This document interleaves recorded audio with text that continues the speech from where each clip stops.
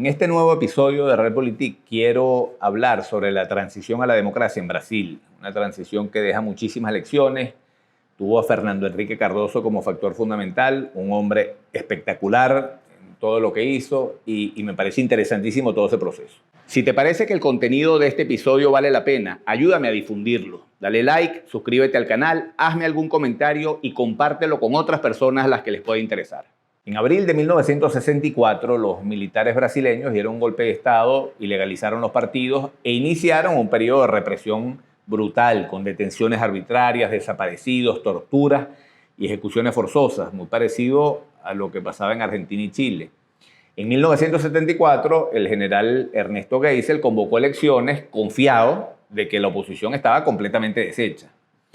Impotente frente al hecho de que era imposible ganarle al gobierno, buena parte de la oposición propuso la estrategia de la abstención para deslegitimar al régimen.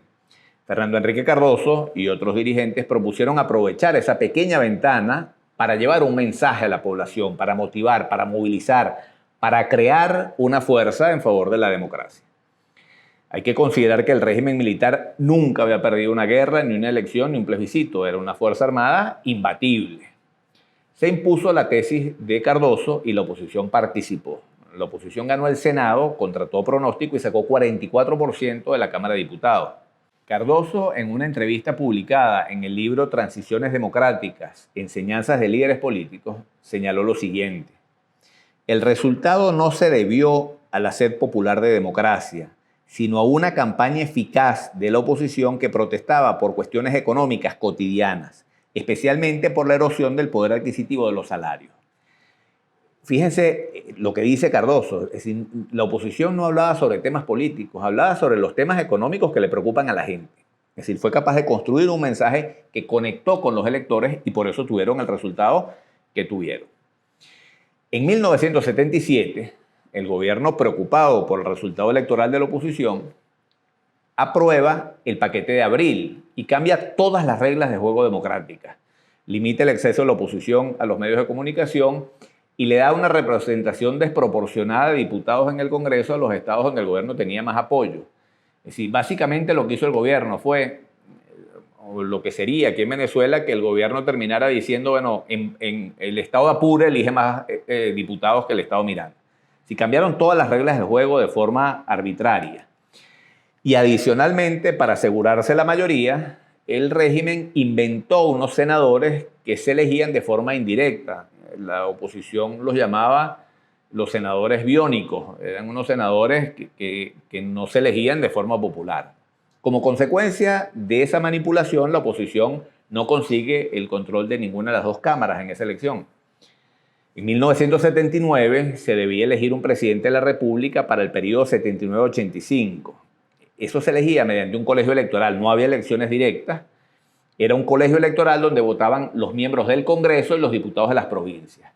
El régimen claramente controlaba la mayoría, pero la oposición seguía en su empeño de derrotarlo en el terreno electoral.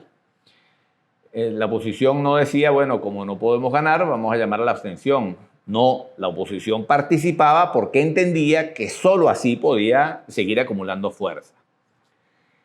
Conscientes de que no podían ganar, la oposición buscó quebrar las fuerzas que le daban soporte a la dictadura. Cardoso promovía la candidatura del general Euler Benítez Monteiro. Ese era un antiguo aliado del régimen que había marcado distancia. Ese era un candidato que le quebraba votos al gobierno. Ulises Guimaraes era el líder opositor con más votos en el Congreso, era absolutamente antimilitarista, no le gustaba esa candidatura y promovía una candidatura civil de un señor llamado Magaláes Pinto, que era un dirigente que había sido parte del régimen y había sido gobernador de Minas Gerais del régimen militar. Ese también contribuía a quebrar la coalición dominante, pero no era militar. Cardoso, frente a ese hecho, cuenta lo siguiente: Ulises estaba con la idea de abrir una brecha en el régimen utilizando a Magaláes. Yo prefería al general porque resquebrajaría el régimen desde sus pilares. Mi visión terminó ganando. Euler fue el candidato y perdió. No se trataba de que ganara, no tenía cómo hacerlo, pero la brecha se produjo. La oposición con inteligencia buscaba al mismo tiempo quebrar la coalición dominante y fortalecerse electoralmente participando en elecciones. En abril de 1984, la oposición intentó una enmienda a la Constitución. Esa enmienda querían establecer la elección directa del presidente de la República. Con los colegios electorales el gobierno tenía muchísimo más margen de maniobra. En cambio, con la elección, bueno, ganaba el que tenía más votos y punto.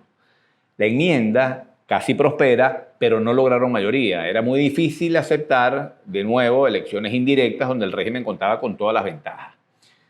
En la misma entrevista que les acabo de mencionar, Cardoso dijo lo siguiente, interesante lo que dice Cardoso. En una cena que tuvimos 4 o 5 personas, incluido Ulises, yo les dije que entre los que estábamos presentes, quien había pagado el precio más alto bajo el régimen militar era yo, porque fui al exilio, perdí mi puesto en la universidad y estuve en prisión. Les dije que no estaba dispuesto a presenciar esa situación durante más tiempo en Brasil, que yo creía que había una oportunidad de ganar a través de unas elecciones indirectas y lograr el cambio. Ulises, a quien admiro profundamente, me dijo que él no iba a seguir por esa vía. El candidato presidencial de todos para unas elecciones directas era Ulises. Ese era no solamente el que más apoyo popular tenía, sino era el líder claramente de todos. Pero en el Congreso no tenía votos. Estaba mal visto por los militares, además, un factor muy importante. Si cualquier cambio en Brasil pasaba porque los militares, de alguna manera, bueno, se calaran a quien los iba a suceder. Y todo se decantó por el que podía lograr la mayor cantidad de votos en el Congreso, que era Tancredo Neves. Para vicepresidente se escogió, para horror de un gentío, a José Sarney.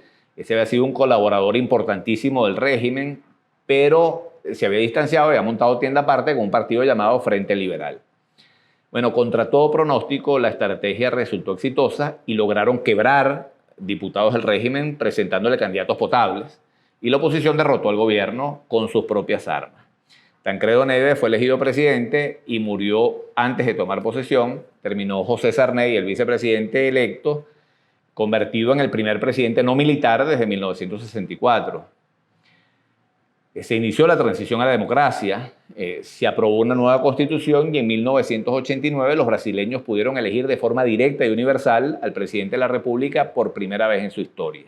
Cardoso siempre tuvo claro que la democracia se conquista ejerciéndola.